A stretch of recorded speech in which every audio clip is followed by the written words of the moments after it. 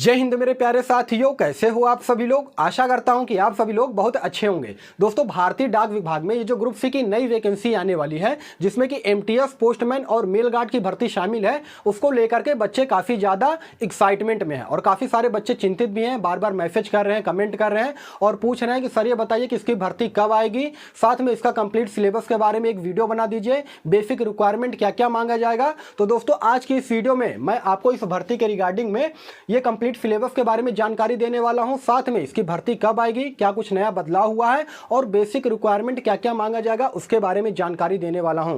तो वीडियो काफी ज्यादा इंफॉर्मेटिव होने वाला है। वीडियो को आप लोग बिल्कुल अंत तक वॉच कीजिएगा और चैनल पे अगर आप सभी लोग पहली बार या फिर नए होना तो दोस्तों चैनल को जरूर सब्सक्राइब कर लीजिएगा। इसी प्रकार के गवर्नमेंट जॉब के मोर अपडेट के लिए आपका एक लाइक और एक सब्सक्राइब मुझे अंदर से मोटिवेट करता है आगे वीडियो बनाने के लिए। तो दोस्तों आइए बिना समय गवाए वीडियो को स्टार्ट करते हैं।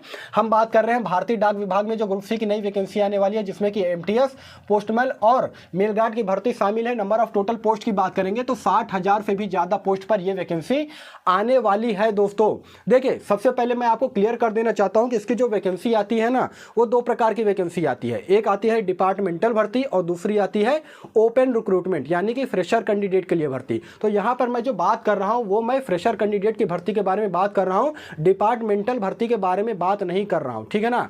फ्रेशर कैंडिडेट के लिए क्या बेसिक रिक्वायरमेंट होता है वो जान लीजिए, उसके बाद मैं आपको बताऊंगा कि इसका कंप्लीट सिलेबस क्या क्या होगा, ठीक है ना। तो बेसिक रिक्वायरमेंट की अगर बात करेंगे दोस्तों, तो सबसे पहले क्वालिफिकेशन की बात करेंगे। तो अगर आप पोस्टमैन या फिर मेल गार्ड के लिए अप्लाई करना चाहते हो तो क्वालिफिकेशन आपके पास 12th होना चाहिए। अगर आप 12वीं पास हो तो आप ऑनलाइन आवेदन कर सकते हो दोस्तों। साथ में अगर आप एमटीएस के लिए अप्लाई करना चाहते हो तो यहां पे क्वालिफिकेशन 10वीं पास मांगा जा रहा है, ठीक है ना। अगर बात हम करेंगे एज क्राइटेरिया की, तो पोस्टमैन या फिर मेल गार्ड के लिए अगर आप अप्लाई करना चाहते हैं तो मिनिमम एज 18 साल और मैक्सिमम एज यहाँ पे 27 साल मांगा जा रहा है। लेकिन गवर्नमेंट के रूल के अकॉर्डिंग जो है यहाँ पे आपको छूट भी दिया जाएगा। आर का मतलब होता है रिलैक्सेशन, कहने का मतलब यह है कि ओबीसी के जो कैंडिडेट हैं उनको 3 साल और एससी एसटी के कैंडिडेट को यहाँ पे 5 साल का छूट मिलेगा, ठीक है ना। और ये छूट आपको पोस्टमैन, मेल गार्ड और एमटीएस तीनों पोस्ट में आपको देखने को मिलेगा, ठीक है ना। दोस्तों देखिए, वीडियो में आप लोग अंत तक बने रहिएगा। वीडियो में मैं आपको आगे बताऊंगा कि इसका नोटिफिकेशन कब तक जारी किया जाएगा और कब से आप लोग ऑनलाइन आवेदन कर पाओगे। बस वीडियो को आप लोग अंत तक देखिएगा, ठीक है। और सबसे इंपॉर्टेंट चीज है दोस्तों, कुछ यहाँ पे सर्टिफिकेट की जरूरत है जिसे कि आपको अभी से ही बनवा लेना है। कंप्यूटर सर्टिफिकेट अगर आपके पास नहीं है तो कंप्यूटर सर्टिफिकेट बनवा लीजिएगा। मिनिमम 60 डेज के ऊपर का कंप्यूटर सर्टिफिकेट चाहिए, ठीक है ना। अगर कंप्यूटर सर्टिफिकेट नहीं रहेगा आपके पास तो आपको हो सकता है कि फॉर्म रिजेक्ट कर दिया जाएगा, इसलिए अभी आपके पास समय है, कंप्यूटर सर्टिफिकेट आप लोग बनवा लीजिए। दूसरी चीज यह है कि कंप्यूटर पर काम करने का नॉलेज होना चाहिए, क्योंकि वहां पे आपको सिस्टम पर बैठ करके काम करना पड़ेगा, कंप्यूटर पर बैठ के काम करना पड़ेगा। लोकल लैंग्वेज की जानकारी होनी चाहिए दोस्तों। आप जहां से भी अप्लाई करेंगे, जैसे कि अगर नॉर्थ ईस्ट से अप्लाई करते हैं तो वहां पे कई सारे लैंग्वेज बोले जाते हैं। पश्चिम बंगाल से अप्लाई करते हैं तो वहां बंगाली बोला जाता है, ठीक है ना। तो बंगाली लैंग्वेज का आपको लिखना, पढ़ना, समझना, बोलना अच्छे से आना चाहिए, तभी आप वहां पे अच्छी तरीके से सर्वाइव कर पाएंगे। तो कहने का मतलब है कि लोकल लैंग्वेज की अच्छी तरीके से जानकारी होनी चाहिए। उसके अलावा 2 व्हीलर का ड्राइविंग लाइसेंस आपके पास यहाँ पे होना बहुत ज्यादा जरूरी है, या फिर लाइट मोटर व्हीकल का आपके पास डीएल होना चाहिए दोस्तों, ठीक है ना। अगर आप पोस्टमैन, मेल गार्ड के लिए अप्लाई कर रहे हैं तो एमटीएस में ये ड्राइविंग लाइसेंस नहीं मांगा जाएगा। उसके अलावा दोस्तों अब हम बात कर लेंगे कि ये जो एग्जाम होगा दोस्तों, वो एग्जाम का क्या पैटर्न होगा। तो देखिए, एग्जाम का पैटर्न जो होगा वो 2 पार्ट में आपका एग्जाम होगा, ठीक है ना। जो पहले पार्ट में एग्जाम आपका होगा वो होगा रिटन टेस्ट, और दूसरे पार्ट में जो एग्जाम होगा वो लोकल लैंग्वेज टेस्ट होगा। यानी कि लोकल लैंग्वेज, आप जिस भी डिवीजन से अप्लाई कर रहे हैं तो लोकल लैंग्वेज के बारे में आपसे पूछा जाएगा, वहां टेस्ट लिया जाएगा कि आपको लोकल लैंग्वेज की जानकारी है कि नहीं, ठीक है ना। तो सबसे ज्यादा मेन फोकस आपको रखना है रिटन टेस्ट पे, ठीक है ना, क्योंकि जो लोकल लैंग्वेज टेस्ट होगा वो केवल क्वालिफाइंग नेचर का होगा। उसमें आपको 50 में से 20 नंबर लाना रहेगा। 20 नंबर ले आते हैं तो आप क्वालिफाई कर ले जाएंगे। लेकिन ये जो रिटन टेस्ट होगा दोस्तों, रिटन टेस्ट आपका 100 नंबर का होगा, तो इसमें आपको जितना ज़्यादा से ज़्यादा नंबर गेन कर ले जाएंगे उतना ज़्यादा आपको बेनिफिट रहेगा। बेसिकली कौन कौन से सब्जेक्ट से क्वेश्चन पूछे जाएंगे, कौन कौन से टॉपिक से क्वेश्चन पूछे जाएंगे दोस्तों, उस पर हम लोग बात कर लेते हैं। तो देखिए, बेसिक पोस्टल नॉलेज और जनरल अवेयरनेस से क्वेश्चन आपका पूछा जाएगा। देखिए, पोस्टल नॉलेज में कौन कौन से टॉपिक से क्वेश्चन पूछे जा सकते हैं वो मैंने यहाँ पे कुछ टॉपिक लिख रखे हैं, जैसे कि ऑर्गेनाइजेशन ऑफ डिपार्टमेंट से आपका क्वेश्चन पूछा जा सकता है। उसके अलावा टाइप ऑफ पोस्ट ऑफिस से क्वेश्चन पूछा जा सकता है दोस्तों, ये पोस्टल नॉलेज के अंतर्गत आते हैं। Payment of posting, stamp and stationery से क्वेश्चन पूछा जा सकता है। उसके अलावा method of address, postal article, product and services, mail, banking, insurance और स्टाम्प से क्वेश्चन आपका पूछा जाएगा। और ये भी जितने भी टॉपिक मैंने आपको बताया है ये पोस्टल नॉलेज के अंतर्गत आता है, ठीक है ना। तो दोस्तों इसके लिए मार्केट में बुक आती है पोस्टल नॉलेज का, वहां से आप लोग बुक परचेस कर लीजिएगा। आपको सारे टॉपिक जो मैंने आपको बताया है ना वहां पे आपको देखने को मिल जाएगा, वहां पे आपको जानकारी अच्छे तरीके से मिल जाएगी। जैसा कि आपको मालूम है दोस्तों कि इस भर्ती में आपका जो सिलेक्शन प्रोसेस होगा वो रिटन एग्जाम के बेस पे होगा, मेरिट बेस्ड सिलेक्शन नहीं होगा, ठीक है ना। तो आपको यहाँ पे एग्जाम देना पड़ेगा दोस्तों। उसके अलावा अगर हम बात करेंगे जनरल नॉलेज की या फिर जनरल अवेयरनेस की, तो दोस्तों इसमें आपका इंडियन जियोग्राफी से क्वेश्चन पूछा जाएगा, सिविक्स से क्वेश्चन पूछा जाएगा, जीके से क्वेश्चन पूछा जाएगा, Indian culture and freedom struggle से क्वेश्चन पूछा जाएगा। और सबसे अच्छा ये रहेगा दोस्तों कि अगर आप जनरल नॉलेज को अच्छे से प्रिपेयर करना चाहते हो तो लूसेंट का बुक जो है वो सबसे ज़्यादा अति उत्तम रहेगा। लूसेंट के बुक से अगर आप पढ़ते हो ना तो जनरल नॉलेज में किसी प्रकार को आपको कोई दिक्कत नहीं होगी, क्योंकि लूसेंट के बुक में पर्याप्त मात्रा में वहां पे चीजें दे रखी हैं। आइए अब आगे बढ़ते हैं। बेसिक अर्थमेटिक की अगर बात करते हैं दोस्तों, इसमें 10 क्वेश्चन पूछा जाएगा 10 मार्क्स के। तो दोस्तों बॉर्ड मास से आपका क्वेश्चन पूछा जाएगा। उसके अलावा परसेंटेज से, profit and loss, average, simple interest से क्वेश्चन पूछा जाएगा। उसके अलावा टाइम एंड वर्क से क्वेश्चन पूछा जाएगा।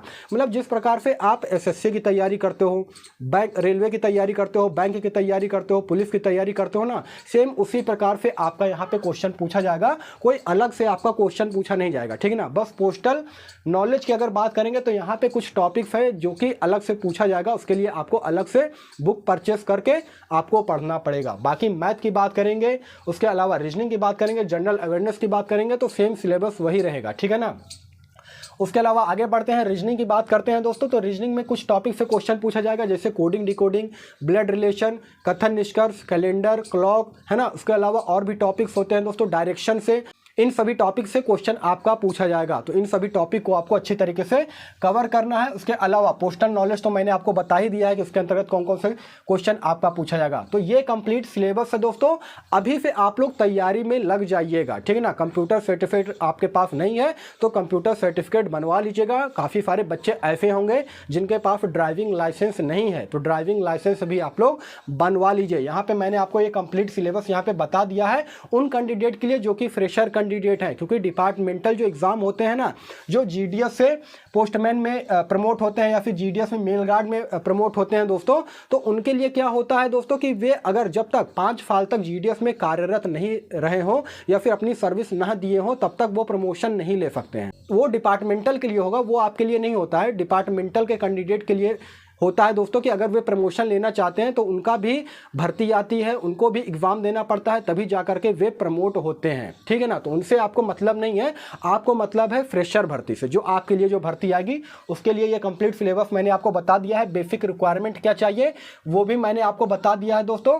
और अब बात आती है कि इसमें आपको सैलरी कितनी दी जाएगी। तो दोस्तों देखिए, जो सैलरी आपका शुरुआती सैलरी रहेगा वो 21,700 से लेकर के 69,000 रुपये तक सैलरी दी जाएगी दोस्तों। इसमें जेडीएस की तरह 12,000 14,000 सैलरी नहीं दी जाती है, क्योंकि इसमें जो आपका टाइम ड्यूरेशन होता है ना ड्यूटी का, वो 8 घंटे का टाइम ड्यूरेशन होता है दोस्तों। पूरी तरीके से परमानेंट भर्ती आपकी ये है, ठीक है ना। ये तो आपको मालूम ही होगा।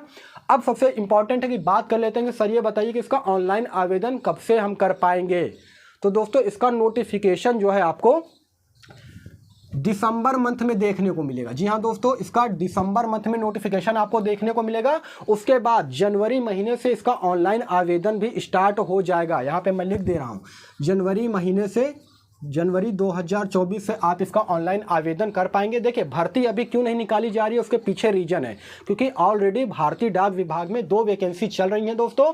एक शेड्यूल सेकंड करके वैकेंसी चल रही है जिसमें कि 30,041 पोस्ट पे भर्ती आई है, और दूसरी भर्ती जो चल रही है वो स्पेशल ड्राइव के करके जो है वो भर्ती चल रही है, जिसमें कि 12,828 सीटों पर ये वैकेंसी आई हुई है। और जब तक इसका दोनों का सिलेक्शन प्रोसेस खत्म नहीं होता है तब तक ये आपको नई वैकेंसी देखने को नहीं मिलेगी ग्रुप सी की, ठीक है ना।